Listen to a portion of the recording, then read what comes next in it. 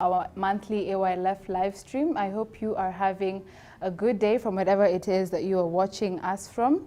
Today's live stream has been sponsored by CAS Kenya, and of course we are coming to you live from Harry Heights Serviced Apartments in Arboretum. Before I introduce my very able panel, be sure to share this live stream with your friends, with your family, with your small groups, and continue engaging with us, share your views on the topic, and we will do our very best to get back to you. Well then, I will go ahead and introduce my panel. As I said, this is our AYLF monthly live stream, and today our topic is gender equality overrated? What do you think? Is gender equality overrated? Well, so my panelist today is made of Honorable John Kagusha, who is the second speaker of the County Assembly of Nyeri, who will be joining us online. We have, from my right, I have Mrs. Tongoy. Mrs. Tongoy is the founder of New Dawn Kenya. Welcome, Mrs. Tongoy. Thank you, and good afternoon, viewers. Yes, and then followed we have Miss Emma Mongute. I hope I pronounced that correctly. Yes. And Emma is the founder of Amandla MEK Foundation. Karibu sana. Thank you, Sharon. You're welcome. And finally, our very own gentleman, we have Musa Musa, who is he's doing outreach for AYLF, and he also helps with communication. He's the communication consultant at Imara Africa Fellowship, and he's also the founder of the Grow Y254 initiative. Thank you very much. Karibu sana. So as I said, I have a very able panel with me today, and we're going to be having a very fiery topic. So please engage with us, share your views on our Facebook or on YouTube, and we'll get back to you. Well, as I said, we have Honorable Kagusha, who is going to be joining us online. And before we even get to the questions, I think it's very important for us, first of all, to engage with this topic. And so we are saying, is gender equality overrated? I think from time immemorial, we have had conversations on gender equality, be it in the workplace, be it in politics, and even in the homes. You know, today we have gender roles that have evolved. You know, gender roles are not the same as they were maybe years ago, because right now, women are saying, you know, what a man can do, a woman can do better. And while that is debatable, I feel like it is still a conversation that still needs to be had, right? Mm-hmm. So, of course, during this conversation, we're also going to be addressing the two-third gender rule. And you can all agree with me that ever since the Constitution was promulgated, that is 10 years ago, we are still having this conversation of, is this two-third gender rule a scam? Is it really ever going to happen? Is it ever going to work for either, you know, in politics? Is it really something that we are ever going to say, yes, we have achieved the two-third gender rule? So to Honorable Kagusha, I don't know if you're here with us. I don't know if you can hear us. We are going to be addressing the question of the two-third gender rule, and maybe you can kick us off with this conversation. But before that, maybe you can say hello to our viewers, tell us how you are and how you're doing this afternoon. Well, Honorable Kagusha, well, he'll get back to us in a few. But before that, I think I can still pose this question to you, our able panelists. Do you think there's ever a time, for example, when the two-third gender rule will ever be achieved? Musa, if you can start us off with that. Do you think the two-third gender rule will ever be achieved? Well, there's different ways of looking at this issue. First, personally, I think it will never happen. Okay. Like, on an electoral basis. Uh-huh. Because it is about democracy. It's the people who are voting these people in. So if the people do not like you as a man or a woman, does not mean that you're not capable in other fields. And if you're not elected, does not mean that you cannot continue leading the community.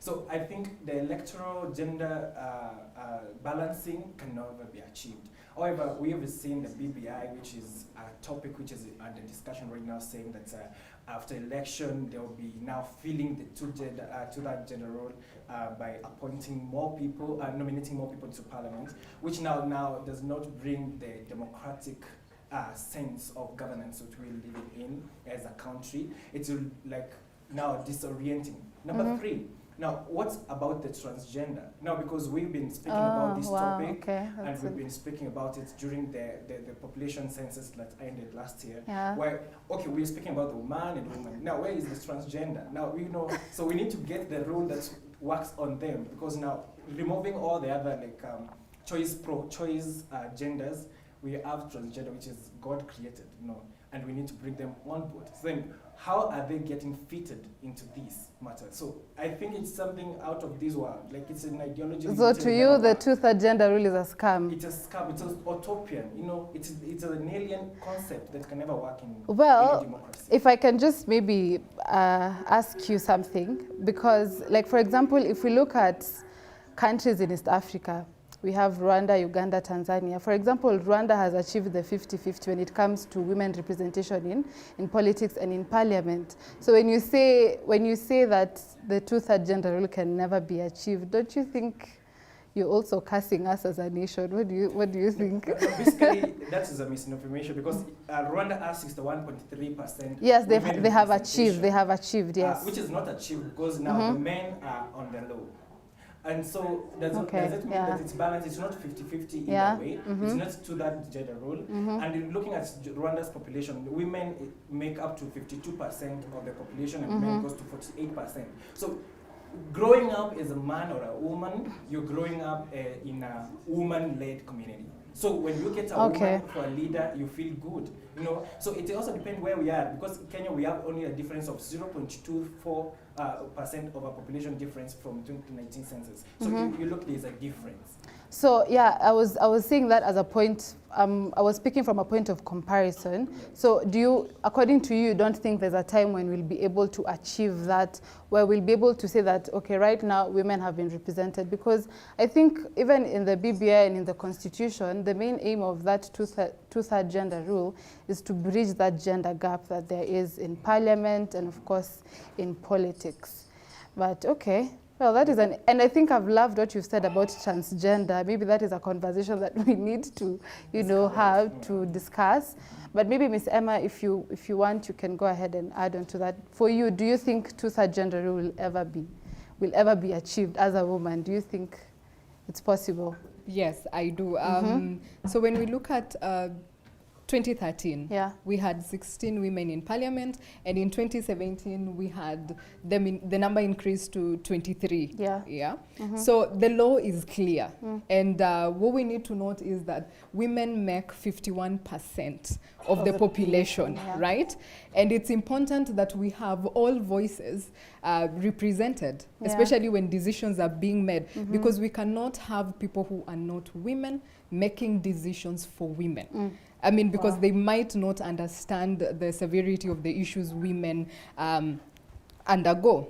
So it's as a matter of principle, and it's catered for in the Constitution, Article 27. And so I believe that progressively, if we have these conversations and have civic education, because like the conversation we are having here today, question is, what happens to those people who are not privileged to probably have a smartphone, who are not on social media? What are we doing to escalate these kind of conversations to the ground, to have these people enlightened? So I believe that there is a gap in terms of civic education, and probably we have a long way to go, but there is still hope. Now, he spoke about the BBI. BBI caters for 50-50 Senate representation of women. That is hope already. We also have, back then, what used to happen is, as a woman, if you vied, you will not get elected.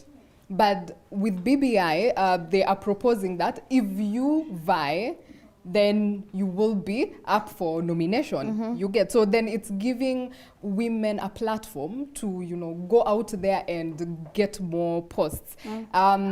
Also, to just say that BBI has also looked at the issue of having 100 women, names given from political parties to a national government for consideration, and they have to also cater for, their strongholds and stuff. So there is hope, really. We should not close our minds and say, oh no, there is no hope. I mean, anything that has been progressive and achieved in this world, it has been achieved through consistency, conversation, and having an open mind. In that dilemma, I like whatever she said about privilege. Now, it's a very bad connotation to say that the men in this country or anywhere are privileged to be elected. You know, what do you mean? Grace, the first women politician who was elected in Kenya was Grace, I don't remember the second name, from Kisumu constituency. And she got into parliament when there was so hard conditions on the environment. You know, whatever I'm trying to say is that when we speak about equality, we should be speaking about the environment where people are doing this. Not giving women or either way men free position into leadership, because then now we'll bring the question of accountability. So if the environment is equal, then there's now sense of leadership. It's up to you now to take a stake, to go forward and vie and get elected. And when she says about women, about gender equality as if it's a matter of women, it's not a matter of women. It's a matter of everybody. It's a matter of all people being looked at as people, humans, who have the capacity equally. It's not a matter about the gender which wins it all, like which gender has been there all along and which gender has not been there all along. Yeah. Well, I think, I like that you've said that, because then it brings me to the question of women in leadership and how today you're saying gender should not be an issue. But when you look at our politics or even around the world, men have actually been defined as the ideal leaders. I was reading somewhere a child was told to draw who they think is a leader to them, and they drew a photo of a man. They didn't even think of a woman. And for me, I started asking myself, if I was told to do the same thing, who is the leader who would come to mind? Would it be a man or would it be a woman? And it's unfortunate that for me it would be a man. So I think now that is what now makes us have this conversation of, is it that men are the ones who have been made to be the ideal leaders, and why not women? And we're not saying that, we're not saying that there's a gender that is perfect from the other, because we can agree that we have women who make better leaders than men, and we have men who make better leaders than women. So that then brings me to the question of, do you think women, for example, because we are saying we have underrepresentation of women, meaning less women are, going ahead to vie for positions and to even be nominated by their political parties, because remember, political parties, they also have women leaders, but they don't want to nominate them, So do you think women have sort of like accepted that they are not the ideal leaders? What do you think? Mrs. Tongoi, what do you think? Do you think women have yielded to the fact that men are the ones who make the most ideal leaders? Thank you for that question. Mine is sort of taking us back in a way to the beginnings. And my suggestion is for us to consider the fact that males and females were made and given a mandate together by God. But remember, quickly, there was a deceiver that showed up on the scene. Yeah. And so the deception started, and I think we need to address this issue of gender equality from that. What have we believed about men? And what have we believed about women? Secondly, it is to ask ourselves, is leadership only about public space, or is leadership about influence and impact? Because I think if we narrow our space that we are discussing here and just say, well, it's about representation in the Senate or Parliament or wherever else elections happen, then we are sort of narrowing our influence, the places where both genders can influence and have an impact for generations. So I think women can lead and men can lead, and we need to be defining those leadership roles and spaces more broadly so that we don't end up fighting about numbers, like 50% or 30%. It just doesn't seem right to me. Yeah. Yeah. Okay, thank you. That's an interesting view. Musa, do you have I like how she takes us back to the religious kind of view of the concept of life. And yes, man has been kind of put forward as a leader. But then that's like also in my culture. For example, in my culture, we have a legend. And the most spoken of a legend is a woman. Okay. She fought in battle, she won battle for the community, and she was a mother, and she was a wife to a man. So I'm wondering, when a women speak all over this nation, that they are not being given chance. There is their environmental question about equality. And I'm speaking because women need to get their home house allowances, they need to get their medical allowances when they are working for the nation. But then when we speak about the spaces we are speaking about, which space are we speaking about? Now we have caged a leadership as if it's all about the political kind of leadership. So we need to get the other types of leadership where everybody can get. We are not saying that we are segmenting these ones for women. Yeah. We're saying women can be the only leaders in those, the president to the minister to the everybody might be a woman. But then the men can also do something in another segment. You understand? Yeah. So I like how she explained this from that point of view.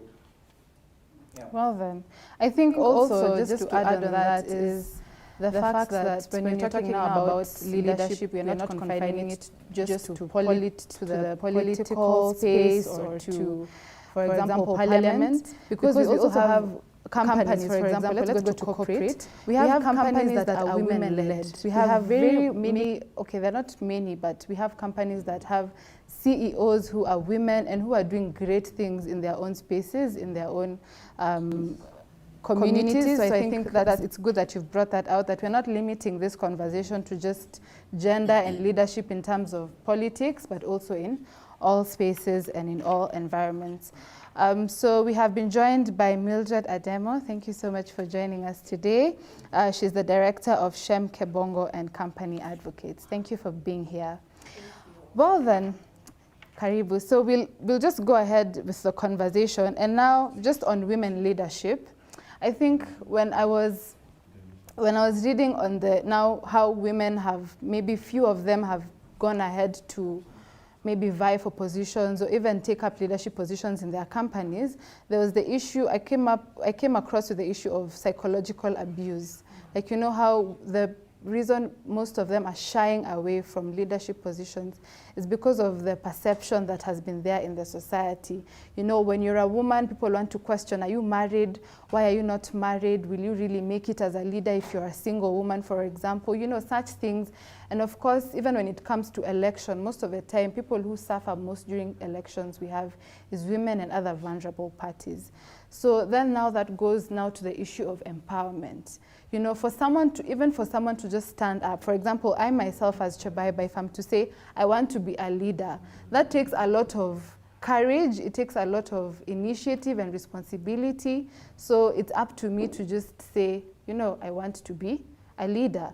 So do you think that we are empowering our women? Do you think we are empowering our women from a point of competition?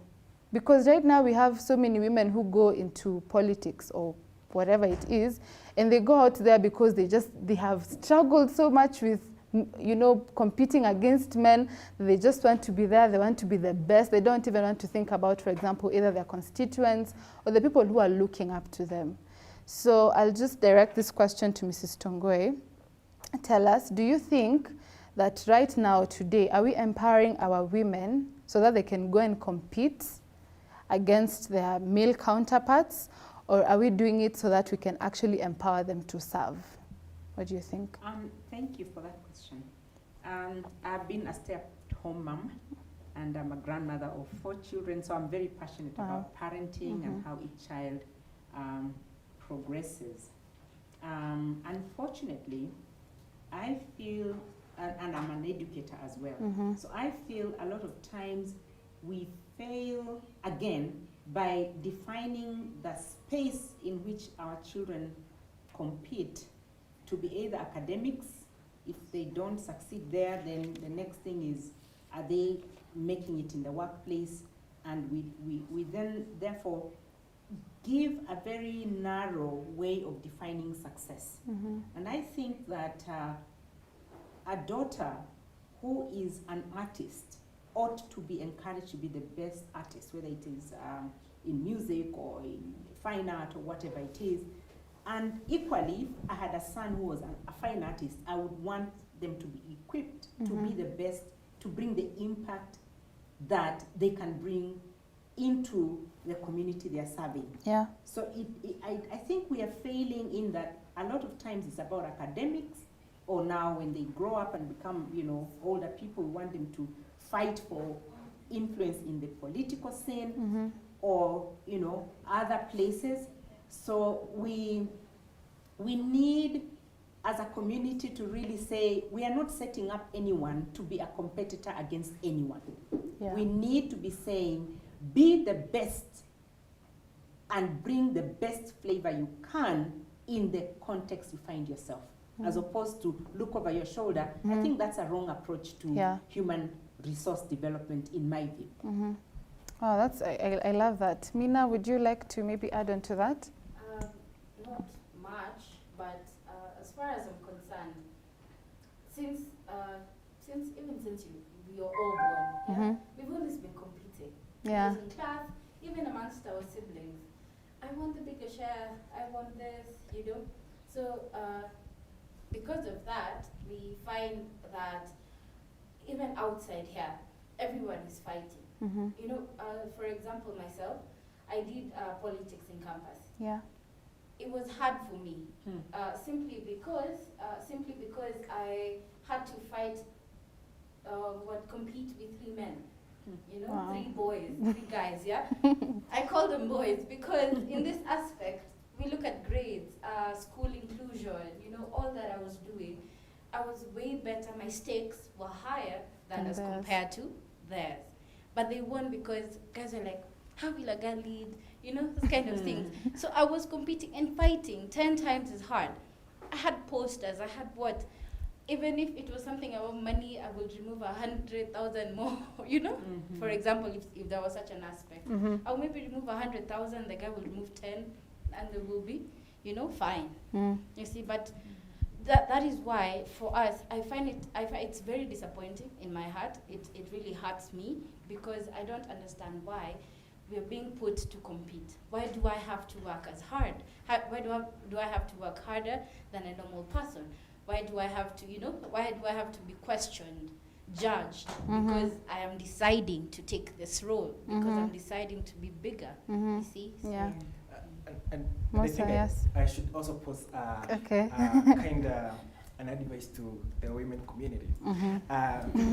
Looking at it at Winnie Mandela, she was left by her husband, being a young mother, and she did not have a lot to do when she was doing all that she did. Yeah. But we all know very well that for South Africa to become what it has become, she did the majority of the work. And she did beautiful work. No, people told her she needed to go home and take care of her children, she needed to do this. They gave her all the stones, they threw stones to her in all dimensions. But you know what? She knew what she wanted. Yeah. She knew what her focus was. She knew which force drove her forward. Now, the question of why are we empowering women? So what is the gap? What is the problem statement on this issue? What is the problem? You know, if it's about rape, yes, we're saying women are getting raped during conflict and all those things. Yes, they're suffering. But when we're speaking about conflict, we know men die most during conflict. We're not speaking about that. You know, when we're speaking about gender, I want us to look at both sides of the coin. So women need to also get the strength to go forward, because there are men who have been bashed around. They have been, for example, if you hear a man has been beaten by his wife, what comes forward to your wife? Even the women will be like, wewe kutuongoza kwa sababu umechapwa na bibi yako. Unaona? Yeah. So everybody will like looking down on you because your wife. But if she was stronger than you, it's okay. You know, you're beaten, but you can still revive yourself. You can come forward. You know. But then people will look down on you because they think a man should not be beaten by a woman. Yeah. So it is a perception kind of thing, but also it's the institutionability of the perception growing forward is by how much effort do you put to your vision. I want to sort of jump in. Okay. And I was going to say, if I was to ask the viewers, which electricity is better, the one that's generated by water, from a waterfall, or the one that's generated from steam? Think about that. Okay, and just to add, so he poses a question that, why are we empowering women? What is the problem statement? We live in a patriarchy society. That is something we have to contend. As men and women, we don't start from the same level. Men have privilege, and that is something we have to contend. It is the truth, yeah? And so we empower women to make them development partners, not to compete or anything, to better the economy, and also for them to vend for themselves, to vend for their families, and also to solve problems. Because why do we have both genders and we want one to dominate? That should be, that is the right question to ask. I like when you speak about patriarchy, and I'm wondering, who made the society patriarchal?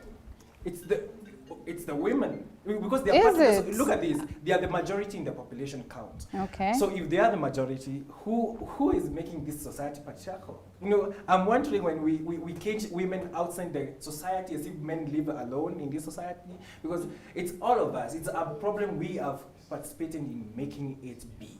So if we have to make it not be, then all of us have a stake to play. Because, by the way, why are we getting women out of this picture? Because they are not just in a given closet, they are part of this society. And I gave a very good example, when a man gets beaten or battered by his wife. You know, even when I was in the primary school, if a girl fought with a girl and she won, you are not allowed anywhere. Even the girls never liked you any longer. So the women are playing a very big role into making this patriarchal society look like it's continuing. But by the way, they are the majority, because I was asking my mother if she can vote for a woman, and she said that, me vote for a woman? Are you joking? She's a product. I can never vote for a woman because of whatever I am seeing with our political leaders. And you asked us a previous question on what looks like women leadership in the country. And we've seen a few majority of women in those political positions. We expect them to show great accountability. They fail so diligently. I don't know why, but if we can cite different examples, many of them, they are either insulting leaders. We have seen them insulting leaders, fighting in parliament, throwing water on people for no good reason. Is that the moral example you want to give in this empowerment call? Mina, I can see something is really troubling you. I don't know. I will beat you, but okay. I don't want to. I don't want to, but you see, this is what I'm talking about. If I am made to look like I am made for the kitchen, or I am just made to take care, nurture my babies, if that is what I am made to look like, why would you think my grandma will or your mother, why wouldn't she say that? Why should I vote for a woman? Because in your heads, you just think, okay, this is whereby, this is a man, this is a woman. A man is, masculinity is not the answer. It's not the approach. You see, it is so wrong. It is so wrong that we think that because I am muscular, I am way better at doing 1, 2, 3 than if masculinity was an aspect, then we wouldn't even have, for example, in my profession, we wouldn't have advocates who are women. Look at magistrates. In Kembu law courts, for example, the magistrates are women. You see, like half of them. And we are speaking of 6 courts. So you see, 4 are already ladies. Are you seeing what I'm talking about? So this is where people really go wrong. And tell your mom, please, sorry, but that is so wrong. She's in a leadership space, by the way. I have to note she's in a leadership space. And then, the most important thing is this thing called grassroots. My mom keeps saying, from 0 to 5, how a kid is brought up is what is so important. Yeah. True. Do you know why? Because here, if, for example, I won't take into course the single parent kids, but for example, couples. you will see a dad works to protect, you know, a dad works to do this. Where he cannot be able to do 1, 2, 3, the mom steps in. Yeah. You see, so being 0 to 5 is so important. You see, for example, I would say maybe your mom would say you wouldn't vote for a woman because maybe on growing up, she saw only men can lead. Yeah. You see, if you grew up like I did, or like Chebaibai, or like anyone did, you'd be like, you know what? A woman can also be a class prefect. You know, things like that. Yeah. A woman can be a school leader. You know, slowly you go and embrace the fact that even in campus, you can have leaders. Well, you see, so yeah. Personally, I support Okay. women, and I'll vote for women. I want to make it categorical or not. I'm saying, I'm not saying women cannot lead. Okay. I'm saying women can lead, and women should lead, and they have the chance to do so. And our constitution, our laws allow them to lead, to take that space. What I'm saying is that women should not make it look like that they are being thrown away from the mainstream. And those women who have gone before other women in leadership capacities, they need to give the real picture of what women leadership looks like. Because if I see a woman fighting or insulting another leader in public, here is they are stripping naked because a leader said something she did not like, I cannot vote for a woman. Like, this informs my decision, because now I'm wondering if the next woman coming on board will be the same character I'll fear for leader, because this is a personal choice, because I am gauging it from my personal level. So I need, whatever I'm saying, women who have gone before other women, they need to take the space. And I know a lot of women who are in leadership position who have taken space to create a good image of the women kind of leadership we are looking for. Because even the male counterparts, there are male counterparts who are doing the wrong things, and they are making us not choose given type of male. You know, we know there's a given type of male we cannot choose for leaders. Exactly. Mosa, yes, can please. I just interject and say go ahead. that we often look at women as if a woman or women are able to do the same things through the seasons of their lives. If I woke up today and I had a baby and I had to breastfeed, I certainly would not want to be in court or missing court sessions because maybe I didn't sleep well enough because of baby waking up and so on. And I want to say that women participating in leadership, whatever the space, should be governed by their seasons. If you're not in the season where you can be out there late at night arguing in meetings, leading groups and teams, you might as well take a different route for that season until you can better cope with the demands of the role that you desire to have one day. So in other words, when as a Christian I look at a scripture, Proverbs 31, and there's, I don't know how many types of women are mentioned in that, and I imagine I can be all those things all at the same time, I think I'm deceiving myself. So I think we need also to have conversations with our children when they're still young and make them aware that as a daughter, as a girl, I don't expect you to be fighting in spaces that you will not succeed if you didn't have the seasons, whatever, supporting you. Yeah. You know, like where I am now, I'm postmenopausal. I will never have children. I can go into politics and succeed because at home, I'm not leaving a husband that has children to look after when I'm away. But if you're a young mother and you leave your children, people will despise you. Like, what sort of mother are you if your children are not being looked after well? So there's a sense in which women can occupy any space, actually, except I would say let them make an audit of which segment of their journey they are at, so that they don't mix what they could do at a certain season with what they can't do. It's a very fresh perspective.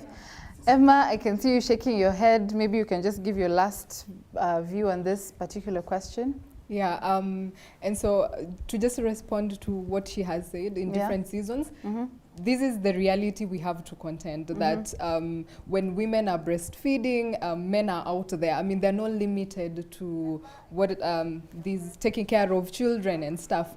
The high regard is normally held when it comes to women. But then when we want to say that check the season, are we being fair to the woman?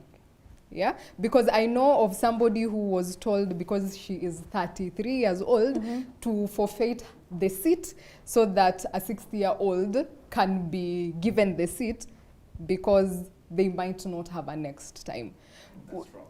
It's very wrong. You get. So what I'm saying is we have to strike a balance. We are in a generation where women are not at home taking care of children. Both parties are working. And so striking a balance is very important, to allow women to get to leadership positions when they can and offer support. The family responsibility is not one gender or one sex responsibility. Two parties come to, make a family, and so two parties should be responsible. That is my take. Okay, thank you for that, Emma. And before we even go back to the conversation, I'd like to read out our engagements on Facebook. So we have one, Savidaha Mpembe, who says, this is a very noble conversation. I think ladies have the same opportunities as men have, but the idea is women don't believe in themselves.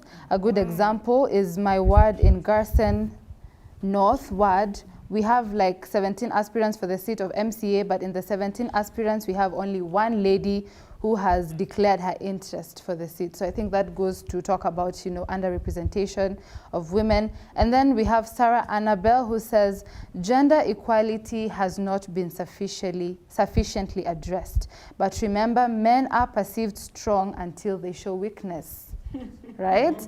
And women are perceived weak until they show strength. Wow, that's a good one. And women have to prove themselves a lot. Yes, I think even what I'm getting from this conversation is that women need to work twice, thrice as hard as men. And finally, we have Emmanuel Wamanlwa, who is saying, as a young man, I do acknowledge that we live in a patriarchal society. As Ms. Emma had mentioned, I think the question is about creating a conducive environment for anyone to live a dignified life. Wow. Thank you for that. Please do not stop engaging with us. Do share your views and we will get back to you and even respond to them.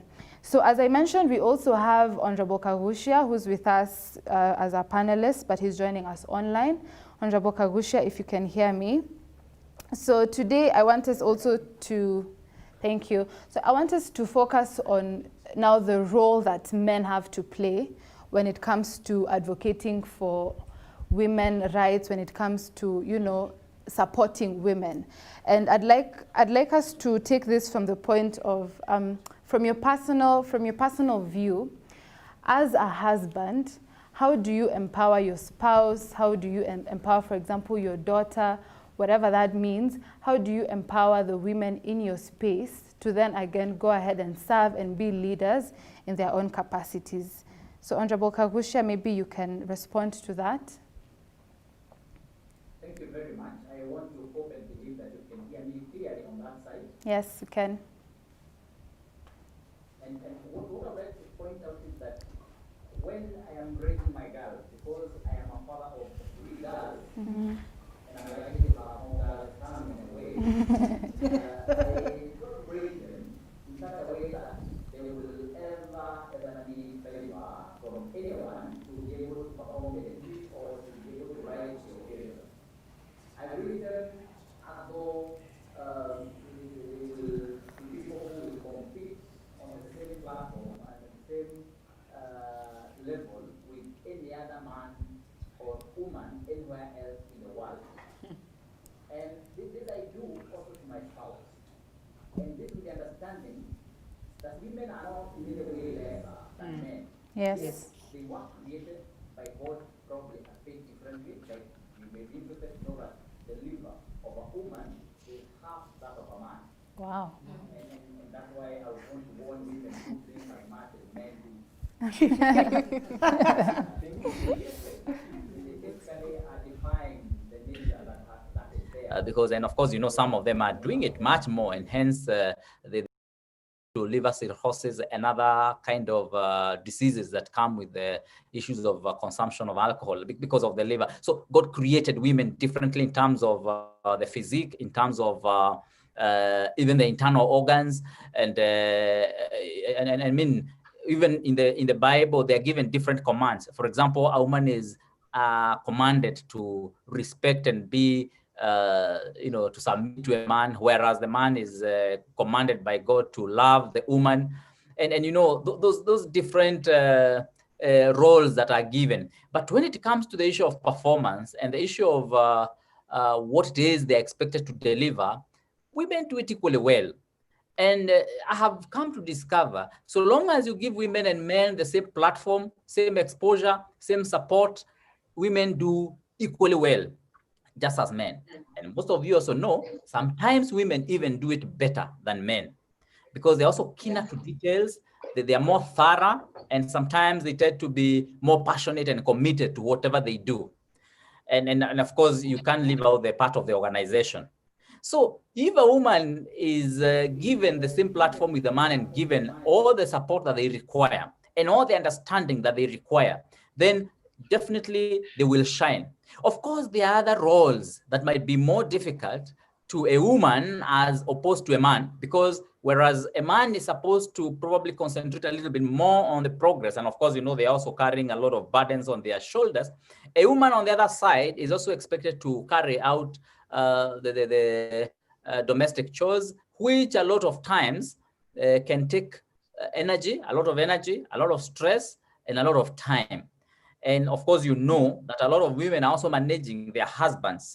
When you go to some areas, you find that some of the husbands have become a burden to their women, because they sometimes they drink too much.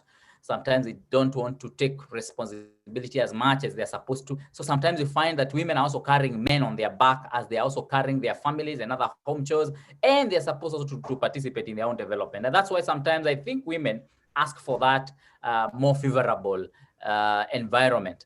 But having said all this, I think given, in economics, we call it ceteris paribus, keeping everything constant and putting all of them at the same level, women do perform very well when they are given the support they require and the opportunity they require. And what I've come to appreciate is that you're supposed to sit down with your woman and see how you can be able to facilitate them, so that at least the issues that easily burden them and give them more stress in such a way that they're not able to concentrate at work or wherever they are working, then you take care of some of those details, so that once you have done that, they will be able to compete equally with any other person wherever they are. And women have made good leaders. We have had very good leaders who are women, and sometimes they have actually outdone men. And I say this knowing very well that as men, we always have an ego that sometimes we want appreciated, and we want to remain on top of the game. We want to be recognized and appreciated. But I also think there's also more strength sometimes in appreciating what women can do and and how far they can go. And when I'm also with my women, because I normally say that I stay in a girls' dormitory, I'm the only man in a house where I have about 5 women, looking at my children, my wife, the house girl, and all that. I'm the only man who lives in that house, and have come to appreciate their strengths and their abilities. And I feel we all need at every level to support women. Now, I have taken this further to my office. I remember one time when I was working in a place in Nairobi before I went to Nyeri County. I remember one time when my wife was expecting, and then I also had a staff who was expecting in the same office.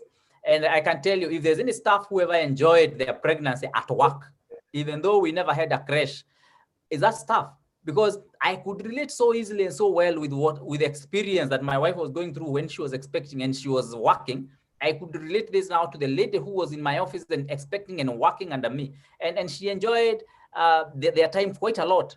And when I went to work in Nyeri County, I looked at the women MCAs who I was working with, and I decided right from the word go, I have set the record straight that I am not going to be taking men and women here. I'm going to be talking about members of county assembly. And from that time, even the leadership of the county assembly appreciated that. And we are the only one assembly where we have not had fights between men and women. Of course, there is a time we had issues to do with the dress code and all that. And then, of course, that one we were able to nip it on the bud, because I remember when we were starting, some of the ladies still felt now they had been empowered. So they probably would go ahead and use even a dress code that is not authorized or put in our dress code in the studying orders. And once we were able to correct that, women knew that we are firm, and also men knew that we were firm on the issue of empowerment of women. And since that time, it has been respect, respect, respect. Sharon, if you can let me add. I'm posing so that I know that we are still together. Okay, I can still get you. Can I just add and say that, Mheshimiwa, you've done very well to bring to our attention the differences in physical between men and women. One of the things that I learned from a man called Mark Ganga, you can check him out online, he did studies, or he benefited from studies done on the male and female brains. And it is recorded that when a mother conceives, and by week 8 or very early on in the pregnancy, a woman secretes a hormone that permanently sets the brain of the boy to be developed so very differently from a girl's pregnancy whilst they're being developed in their mother's womb, to the extent that when males are born, their brains are compartmentalized. That English word is very long for me. So that a man can focus on a task and completely ignore anything else that's going on around them, whilst a woman can't, by physiology, by creation. So then, when we say support the women, is because we know, even as I'm a member of parliament somewhere, or whatever I am, I'm also thinking of the farm, I'm thinking of my children, I'm thinking of my grandchildren, all trying to process all those things that concern me at the same time, while a man can zero in and completely ignore any other responsibility that could be theirs. So then we have to recognize that the support women need in leadership is different from that which men need. So that's the point I wanted to make, to agree with Mheshimiwa. Thank you. So I think what we are getting so far from this conversation is also that men do have a role to play when it comes to empowering women, be it your spouse, be it your daughters, or even any other women, like Honorable Kagusha was talking about his staff, you know. So the men also do have a role to play. And now let's switch gears and now go back to women. And I'm seeing someone on Facebook is saying, Mutwe Emmanuel is saying, whenever gender equality is mentioned, we all turn our eyes to women because we have all conceived the notion that women are the only ones who suffer from gender equality. And thank you so much, Emmanuel, for pointing that out, because at the end of the day, we don't have one gender, we have both men and women, and of course, both men and women do face challenges in their own capacities. So now let's go back to women leadership. And I think as women, we have been termed as our own enemies. And the other day I was watching one of my favorite YouTube channels, and one of the ladies was saying that throughout her life, all the places she has worked in, her worst bosses have been women. Like the people she can term as the very worst bosses she's ever had were women. So I think now that brings into the conversation of why is it that women have been termed as, you know, their own worst enemies. You know, we are always constantly, instead of lifting up your fellow women, we are actively, let me not say we, but women have gone ahead to actively take down their fellow women.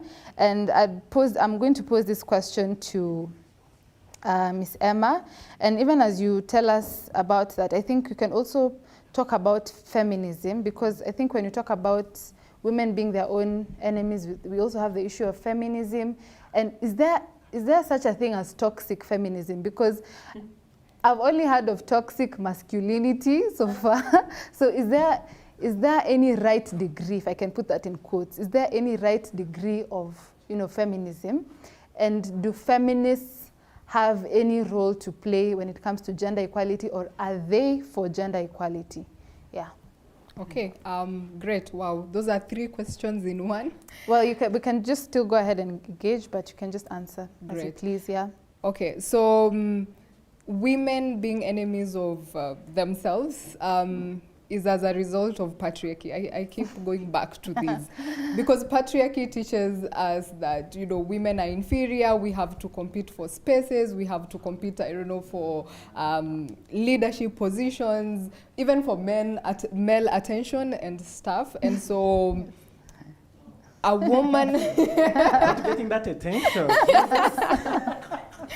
So a woman who has been brought up in the patriarchy society, as most of us, or if not all of us, have been, depending on the kind of families we were raised in and the kind of rules we conformed to how our parents raised us.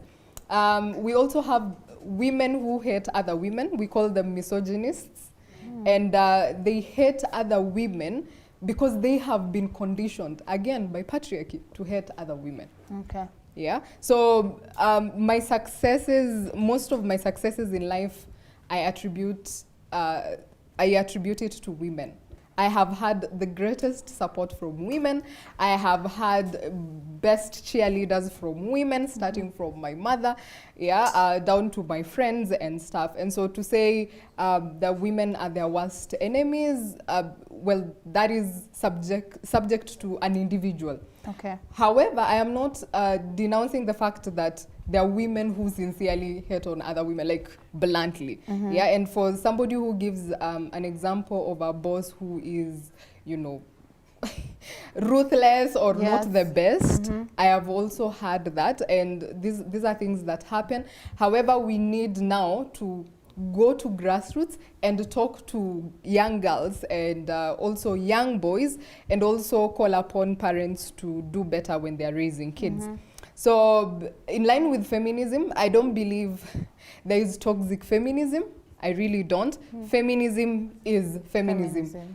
Anything that is not feminism is not feminism. That is it, yeah? Okay. So labels really do not make sense. Okay. So then I'm calling upon each one of us to go ahead and actually do their own research and get to know what does feminism stand for, and also what is the ideology all about, yeah? I'd like to acknowledge also that there are those women who call themselves feminists, and they are not.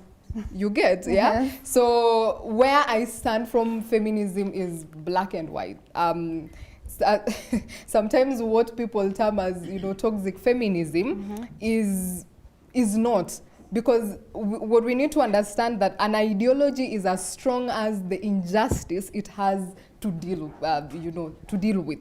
For example, we had a case where a father raped a 4-day-old. It was on media, right? And so when such things happen, expect mad women. Because how do you expect, feminists or women handling such cases to react or to act? But then, because when injustice goes through the door, we expect people to, react and also act in such a manner with the same force. We also need to acknowledge that we are different sexes and we have different roles. And so what we are vouching for is not the I versus you. We are vouching for sameness, for a better society. And so I think with that, I'd like to, that is my response, rather. Maybe if I can just jump in, you had talked about how, people have different definitions of feminists, and we have women who are out there calling themselves feminists and yet they are not. So from your point of view, what is the ideal? I don't know if there's an ideal definition of who a feminist is and who a feminist isn't. Okay, so a feminist is a person who believes in equality and equity. Okay. And these two terms are not the same. As much as they work hand in hand, they are not the same. Equality goes for sameness, and equity goes for fairness. So that is basically, that's how I will define feminism. Anything below or beyond that is not feminism. Okay, thank you for that. And just moving on because of time, I'd now like to go to the boy child, because I feel like we have talked so much about women, and as we have our in-person gentleman here. So maybe if you can speak for the boy child, I feel like today it has been said over and over again that women have been empowered too much. You know, women have been empowered over and over again. So what then happens to the boy child? The boy child then goes ahead and says that we have been neglected, and maybe that's why we're having all these issues that we have. You know, today we really have issues when it comes to, you know, men and their role as fathers and even leaders in the community. So Musa, do you think you have been neglected, as speaking on behalf of the boy child? And what do you think, you know, what is the way forward now that we're always just talking about, you know, women empowerment? Thank you, Sharon. I think if there are people who have been neglecting this world, the boy child, men. And the World Economic Forum gives statistics and says that the population gap, that's women more than men, will be caged on, like it will be met to in 180 years. Like by 108 years from this year, from 2019 that is when we'll be having equal numbers of men and women in the population. So you can imagine we have 108 years to feel like we are comfortable in this space. Because number one, as she says, we are to be blamed of all the mess that is happening today. Really? We have been having this conversation for like 1 hour right now, and if you could listen carefully, men are to be blamed for all the problems happening to women in the country, and or in the world, rather. And I'm wondering, where is the boy child? No, number one, we have changed from the traditional setup where the boy needed to go through some given kind of process to become a man. Now we are in a modern system, and the boy child is confused. Now the mother doesn't have a father but has uncles who come through. So who mentors me? Then there's others where the families are, as she said, they are coupled up, they are partnered up, marriages, and then the mother is like the father. By the way, I wanted to state very early before that, children these days, when they are asked to draw who is the leader of the families they come from, they draw their mother very huge and then they draw their father very tiny. I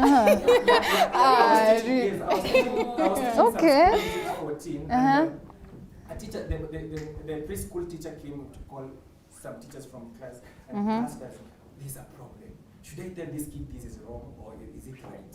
Because like 10 kids in the class drew their mother very huge and the father very tiny, around equal with the kids. Because of what?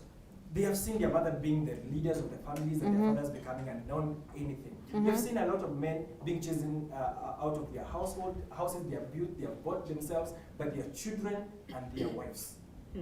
So, by the way, there has been, with all this empowerment kind of situation, I think women now, when they get so over-empowered, now they will start now looking for these men, because after all, our population is very low. Maybe we're gonna be over this world very soon. Extinct. If you joke, continue empowering yourself and forgetting empowering us. Because now the boy child is out. He's confused, he's in a state of confusion, he has no role models, and rather, if the role models is available, it's the woman. And in as much, there's a lot of things which are different between a woman and a man, which cannot be met. Even if we look for this empowerment for a million years. And Madam Tongoi said so. I have this theory working on me. And history won't work on you the way it's working, this theory is working on me. And we have to respect that fact. It's hormonal. It depends on whatever I react, and how I react on things, how I absorb information. Because there's a day a lady will be having moods, and I don't have moods, you know, the whole year long. It is not a weakness for a lady to have moods. It is a hormonal, a biological situation for our body. And that's why when you say about seasons, I saw it in the better perspective. The which season are we in, the woman is in, and the man need to understand this. That's why when we're in primary school, when girls are being taken care of by female teachers in school, they are taught how to become a woman, how to dress, how to sit, how to behave, so that they can be strong women in the society. We were not taught how to treat a woman. we were like, boys will know how to live by themselves. You know, we are let into the wilderness to learn by ourselves. And that's where the problem is. So if the empowerment campaign must continue, it must go hand in hand. We need to teach men and children how to stay with a woman. You know, how to handle a woman in their spaces. We need to give them a chance to learn and know, so that we can now judge from ignorance. They say, we taught you, we gave you a chance to know, but you are defying this law by yourself. Okay, Musa, allow me to just cut you short because of the interest of time. I'll get back to you, Emma. I think it's also important that we also engage Honorable Kagusha, because he's also a gentleman in this conversation. Honorable Kagusha, maybe you can tell us, do you think, or rather, what do you think can be done to go back again and empower men? Because as Musa is saying, we have over-empowered women, and right now, because both of them need to work together, we have men who are not, you know, empowered enough. So what do you think we can do moving forward? Yeah, thank you very much. First comment on the issue of feminism.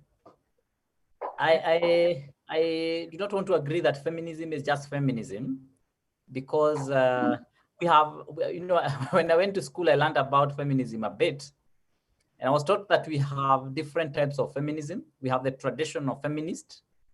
We have the liberal feminist. We have what we'll call a social or Marxist feminist. We have a reformist feminist, who ordinarily you would call a mainstream feminist. But we also have one more feminist, who is called a radical feminist. And you know, radicalization is not in here. It is not good anywhere, whether it is Al-Shabaab, whether it is feminism, whether it is chauvinism. Radicalization is not a good thing, because it brainwashes you and carries you off or away. So we have radical feminists in this country also, and in other areas, who cannot even stand men. And definitely when it goes there, it is a bad thing. It is a negative thing. And it will not help bring an understanding between men and women. So it's important to understand that first. The other thing is, as we have said, it's important to give more of a level playing ground. Give men and women a platform. Give boys and girls a platform. And once you give them a platform, let them now work hard to shine on their own and in their own way. Let us not necessarily over-assist them or overhold their hands. Why I'm saying this is because the problem has traditionally been women are excluded from the spaces and from the platforms where they can compete with men. Women have generally been excluded and cut off from spaces where they can be able to get empowerment. But the moment you deal with that, which is the biggest barrier, the moment you deal with that and remove that from the way of the women, and now allow them to be in class like men, why do you want to go to a class where you have 50 men and 50 women, and then you want to hold the 10 of the women hands and leave the men out? The moment you do that, you create an entitlement that sustaining it can only produce the radical feminism that we are talking about. If you have taken 50 women and 50 men into a university class and they are learning finance, let them learn and support them. They have already gotten a space. Why do you, again, at the end of the day, want to say, no, we will employ these women because they are disadvantaged? How is a woman in a finance class together with a man disadvantaged? Because they are a woman? So those are some of the questions that you'd want to ask. And if you answer those questions, you will find yourself looking at women and men the same way. You know, feminism, ideally we say, is where women kind of fight their way into bringing to the fore the equality of sexes, whereby I want to show that this sex and this sex are equal. They all share the same equality before the eyes of the law and before the eyes of God. Now, generally, once you have given them that exposure, all of them together, I mean, let them then compete, competitively. And that's why I started by saying, I'm not raising my girls to look for favors per se as they move on, because they are, how would you be telling my girl that she is weaker than a man or than a boy whom they are in the same class? She will not even allow that. She will tell you, no, I'm as strong. In fact, she will feel offended to be told that she's weaker in any way. And so for that reason, she needs to be given special attention or special help. Now, if we agree on that, we will find ourselves supporting men as we support women in the same breath, in the same way, exposing them to the same opportunities. And once you have done that, you will definitely help everyone succeed, including the men. I look at our constitution, for example, when we were bringing the aspect of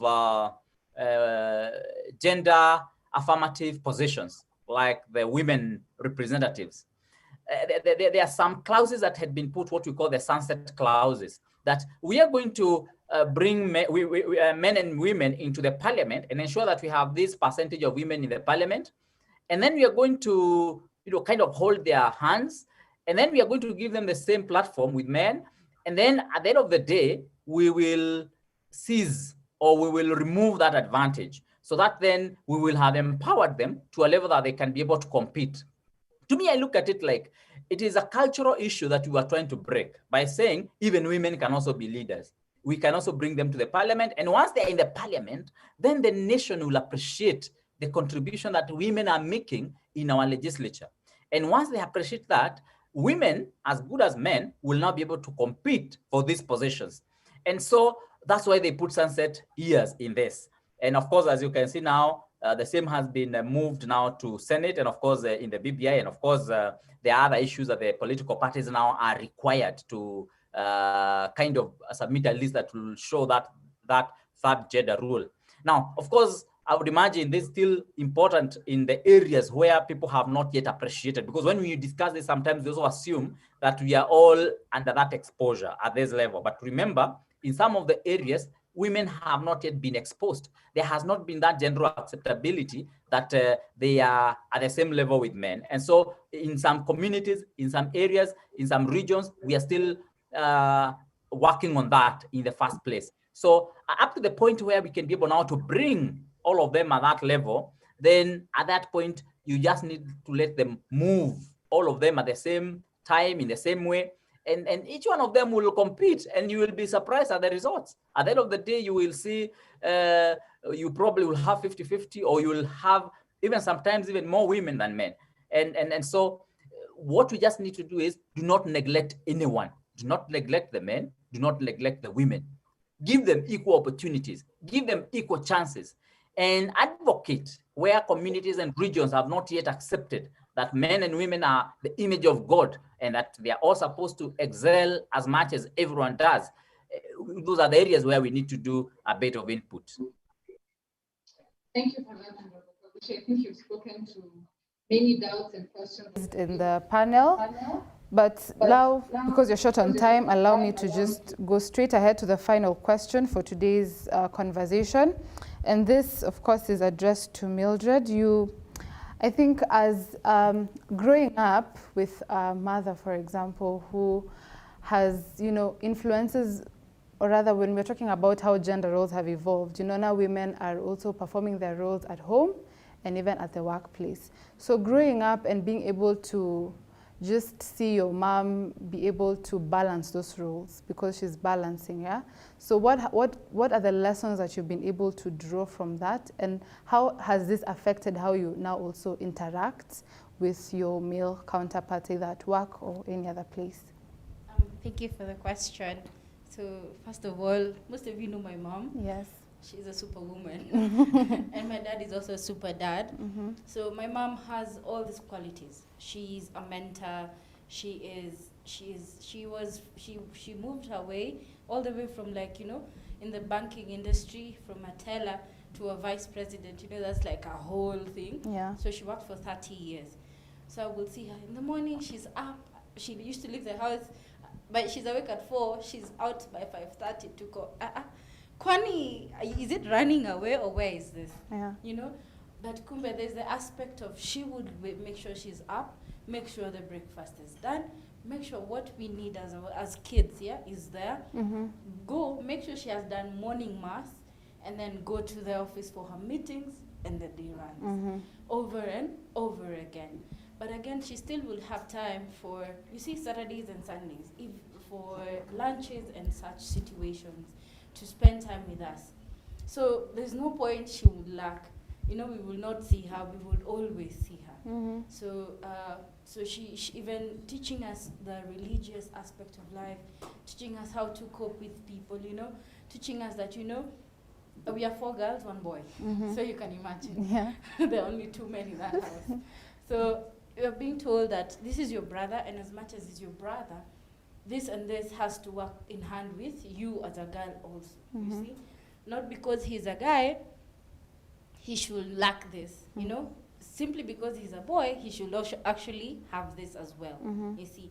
So in that aspect, you are able to even as growing up, we can't even describe that unity as siblings. It is insane. So coming into now moving through that, the whole, how we grew up and everything, because my dad even gave us a chance, all of us.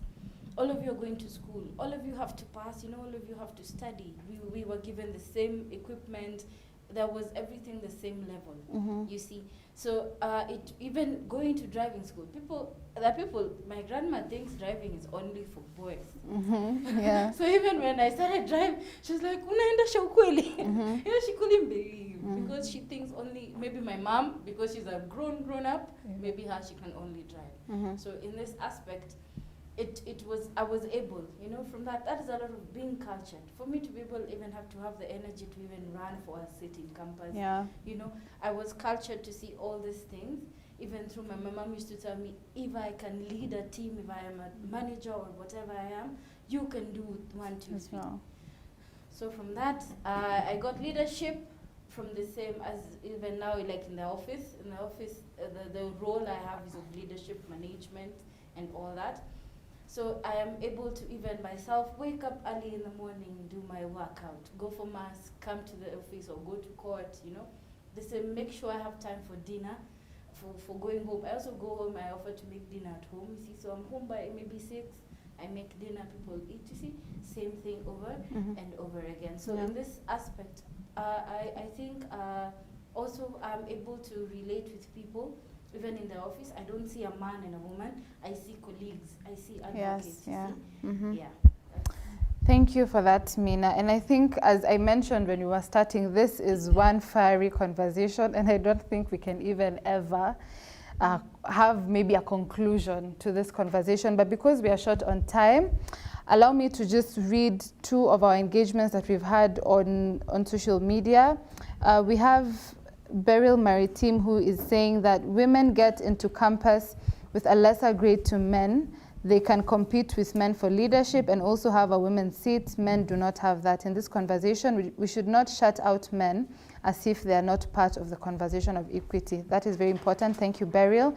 And we have Emily Achayo, who is saying a woman who forgets the man being ahead of the family, that is misinterpreting women empowerment. So that speaks into understanding that in as much as we are vouching for gender equality, men and women still have different roles that they still need to perform in their own capacities. And we have Joshua, who is saying a whole generation worked to empower women but forgot to teach men how to live with empowered women.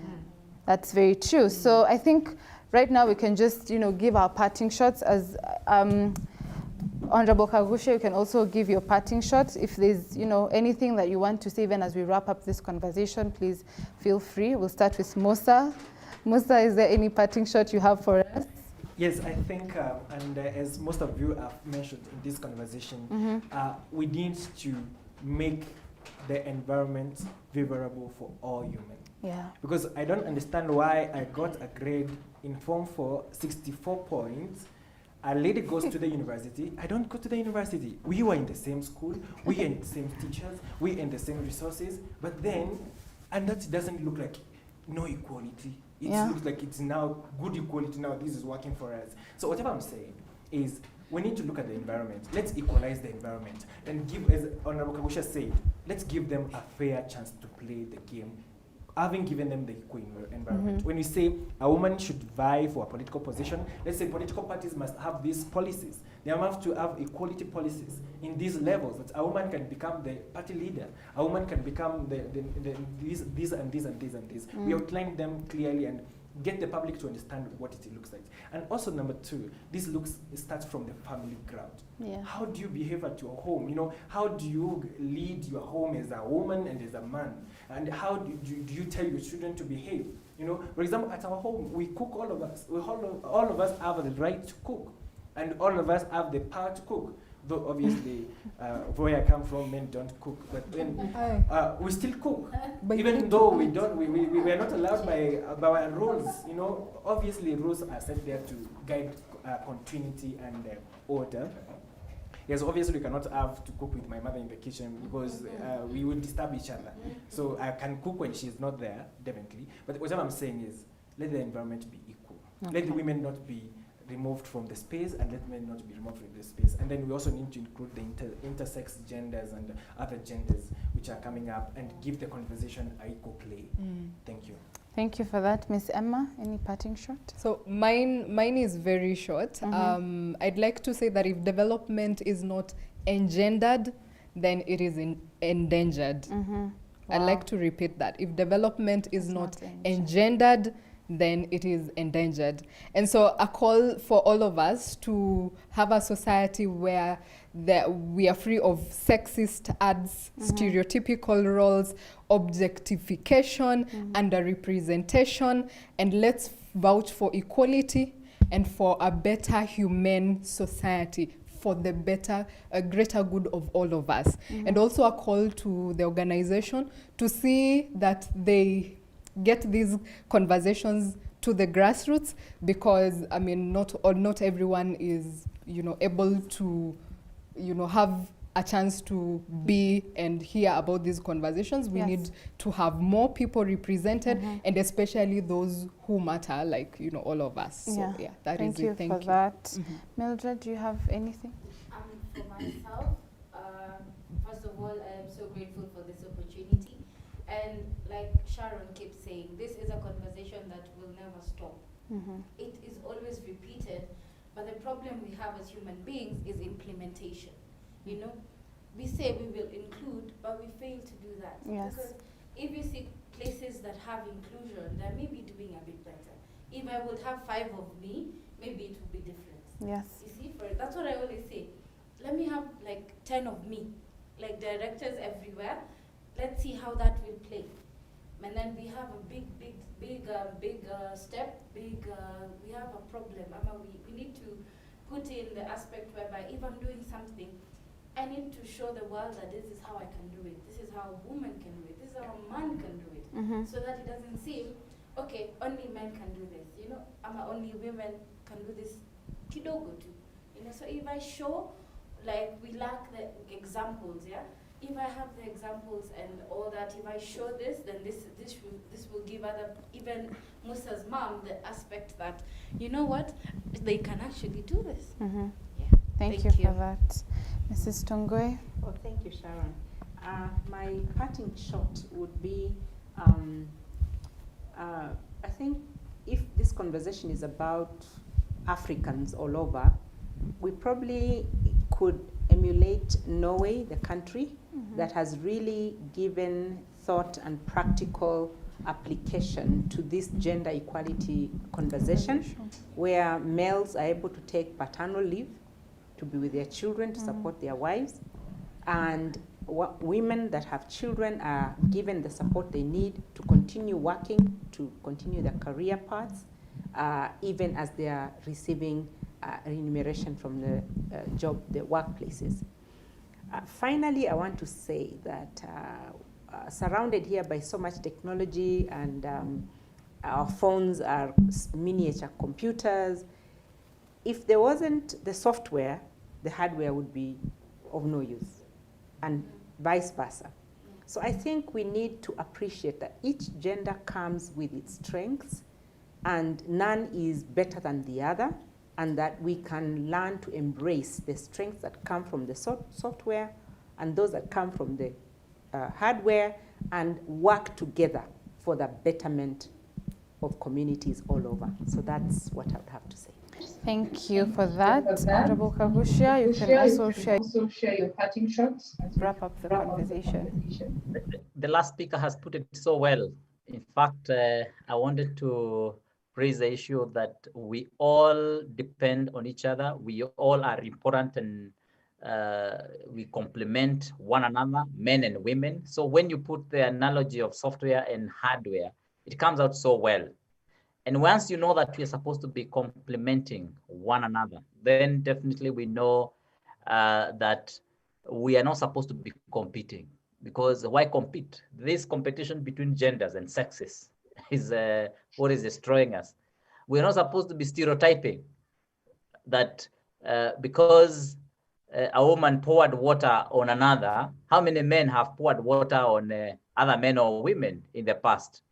Just because a man was caught probably abusing a young girl, now we stereotype men. How many women today are abusing young boys in the universities?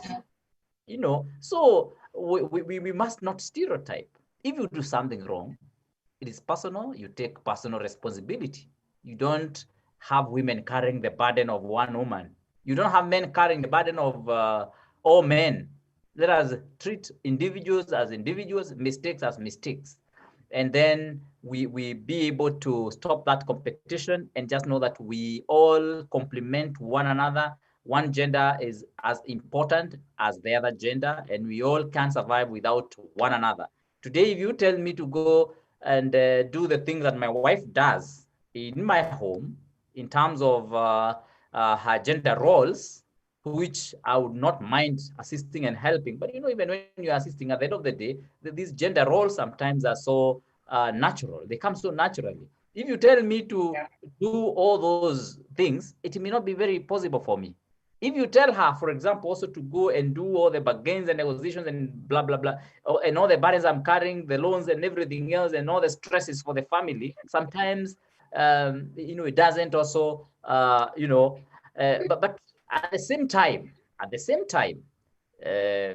one point or another may have to carry out the two genders, the gender roles, depending on your family setup, where you are the only single mother, sometimes you have to carry all those gender roles and all that and all. So anyway, to conclude, because I know I'm probably trying to compensate on the time I did not participate in the first 30 minutes, I support that indeed, let us work with that complementarity in our minds, that we are all working together for the same goal, and so that we can all succeed as humanity.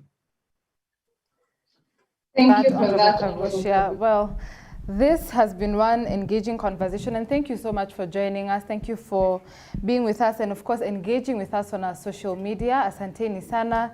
And I think that it's safe to say that we can wrap this conversation here, but then again, the conversation shouldn't, you know, end here. Continue having these conversations in your schools, in your offices, whatever it is. This is a conversation that needs to be had. And I think something that I am drawing from this conversation is that when it comes, for example, to women in leadership and men in leadership, leadership is about influence. So gender should not hinder you from pursuing a leadership position, or even from, you know, vying for that position in politics. Gender should not be what is stopping you.